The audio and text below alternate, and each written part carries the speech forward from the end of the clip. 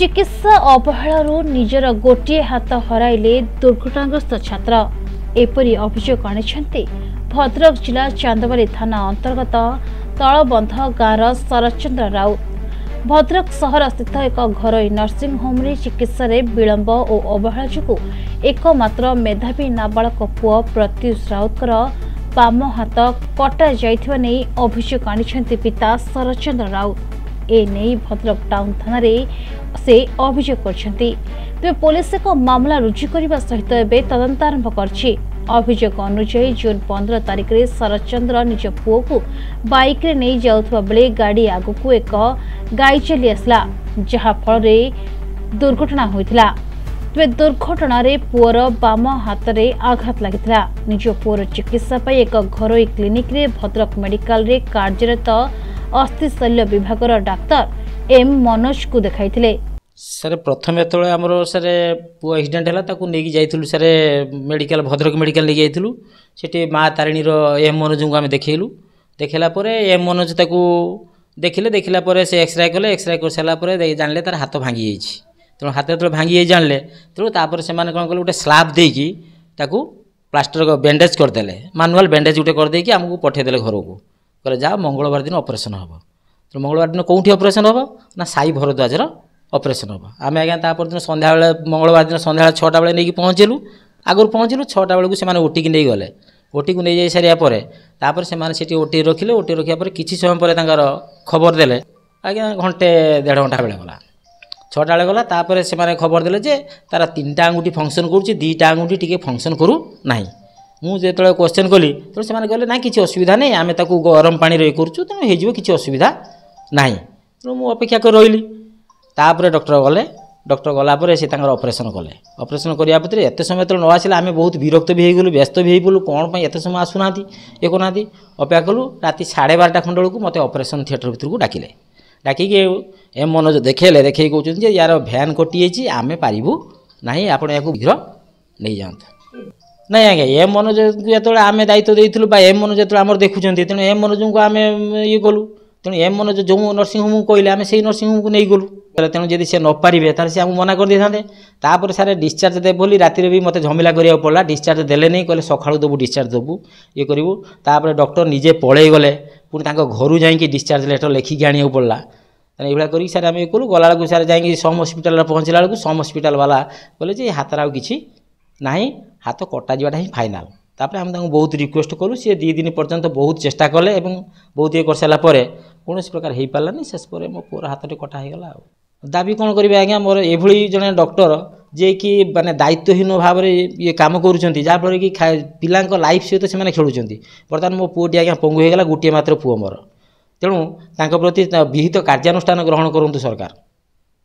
तेणु ये हेले तेणु मो पुअर जो क्षति होती से क्षति दब किए बर्तमान मुझे 6-7 लाख टका ताप खर्च कर सारे मुझे जड़े साधारण गरीब माने छेली 2टा रखी आउ चाषबास 2टा करी चलुची गोटे मात्र पुओ ताको पाठ पढ़ाऊली ताप मोर बहुत आशा भी थिला बर्तमान मोर सब आशा मौली जाइए बर्तमान ता पाखे ता माँ ना रही पाठ पढ़ी पार बर्तमान करी कौन किंतु बारंबार ये कलापर थाना वाला भी कौन एफआईआर कॉपीटी ग्रहण कर देछन्ती किंतु किछि एक्शन भी नौना किछि मते भी डाकी कहना सेठारे प्राथमिक चिकित्सा पर डाक्तर को परामर्श क्रमे निज पुअर अस्त्रोपचार पई जून 17 तारिख रे एक घरोई नर्सिंग होम रे भर्ती कराइथिले। अस्त्रोपचार पई ओटी को नहीं दीर्घ समय रखिबा परे डाक्तर अस्त्रोपचार न करी पुओ को बड़ मेडिकल को नेबा को परामर्श देथिले। पर प्रत्युष को भुवनेश्वर एक घरोई हॉस्पिटल रे परिवार लोक भर्ती करबा परे सेठारे ताकर से हाथ को काटिबा को पड़िछि। भद्रक रे डाक्तर को अवहेला को दायी करी भद्रक टाउन थाना रे बापा अभियोग करछन्ती। तेबे पुलिस केवल मामला रुजु करी जो बसथिबा शरत अभियोग करछन्ती। अन्यपटे शरत को अभियोग को खंडन करछन्ती डॉक्टर एम मनोज। प्रत्युष को समस्त आवश्यक चिकित्सा जोगाई दिया जिबा कथा कहिसन्ती डाक्तर। मो डॉक्टर मनोज ऑर्थोपेडिक डॉक्टर अच्छी मु बोधे आपण से जो पिलाटा जो 18 वर्ष भी है तार 17 वर्ष हो बोधे से छुआर हाथ विषय पचारे आसुँच जोटा कि मुझे कहना चाहूँगी कि आम पटू किसी भूल भाल है ना से मैंने बोधे कनसीडर कर आम पटू किसी मिस्टेक है आम पटू किसी भूल है एंड जी आम पटू मेजर नवा कथा कि ता हाथटा को सेव करिया पे और हाथटा को भलरे ट्रीटमेंट करिया पे हमें से सब जिनस मेजर गुड़ा को निया है इवन पेशेंट भी से हिसाब रे काउंसलिंग भी करिथिलु हम एमती नाही कि पेशेंट को काउंसलिंग करा हैनी पेशेंट को एवरीथिंग हमें ये करिछु जेबे तार पेशेंट जो कंडीशन टा प्रेजेंटली पेशेंट लोगों को डाकी देखा हैला एंड तांको कुहा हैला कि जो जिनसटा कले तांको पई एरा बेनिफिट हबो हमें से जिनस पई तांको काउंसिल करी तांको से आड़ को रिफर करलु हम नहीं शुणु सर देखो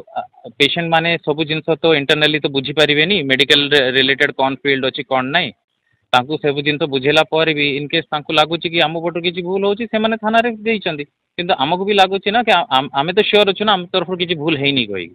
इनकेस भूल होता था आमे ता हिसाब रे आमे तांको डाकी थांतु कि कोन कथा हेतु कोन नहीं किंतु भूल तो है नहीं आम पटु आमे देखो गोटे जिनस तांकर जेबे पेशेंट आम पाखु आसथिला तांकर हाथटा भोरा स्वेलिंग हेगिथिला एंड ऑलरेडी तांका हाथर पल्स नथिला